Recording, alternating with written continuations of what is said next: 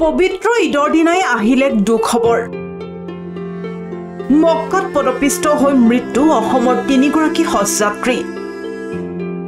উৎকট গৰমত ১৯ জনলৈ বৃদ্ধি নিহত হজযাত্ৰীৰ সংখ্যা চলিত বৰ্ষত সমগ্ৰ বিশ্বৰ ভিতৰতে অধিক তীৰ্থযাত্ৰীৰ জনসমাগম হোৱা পৰিলক্ষিত হয় সৌদি আৰবৰ মক্কাত ১.৮ মিলিয়ন হজযাত্ৰীৰে ভৰি পৰে মক্কাৰ মিনাত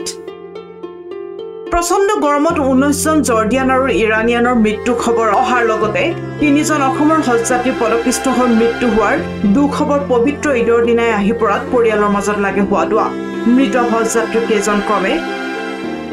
কাছাৰৰ বৰখলাৰ মৌলানা সৈফুদ্দিন বৰভূঞা হাইলাকান্দিৰ সালেহা বেগম বৰভূঞা আৰু বৰপেটাৰ জেৰিনা বেগম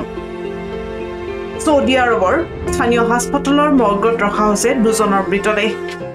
মোৰ মায়ে আৰু দেউতাই দুজন একলগতে গৈছিল যোৱা আপোনাৰ 18 মেত গৈছিল 18 মেত যাওয়াৰ পিছত আপনাৰ সবকিছু ঠিকে থাকে হল আসৰ নামাজ পড়িলাম দেউতাই তাৰপিছত হঠাৎ খবৰ পাই যে মায়ে অসুস্থ হৈ পৰিছে তাৰপিছত হস্পিটাললৈ লৈ যাওয়া হৈছে পিছত দেউতা যায় তাতে হস্পিটালত যাইখিনি মানে তাৰপিছতে আৰু মাক ইন্তেকাল হয় এয়া বৰপেটা হাউলিৰ জেৰিনা বেগমৰ বাসগৃহ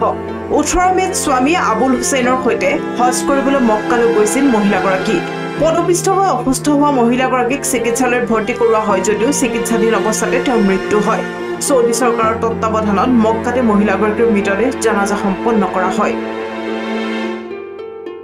এই খবৰে এতিয়া পৰিয়ালৰ মাজত সৃষ্টি কৰিছে শোকাকুল পৰিৱেশৰ ব্যুৰ ৰিপৰ্ট প্ৰথম খবৰ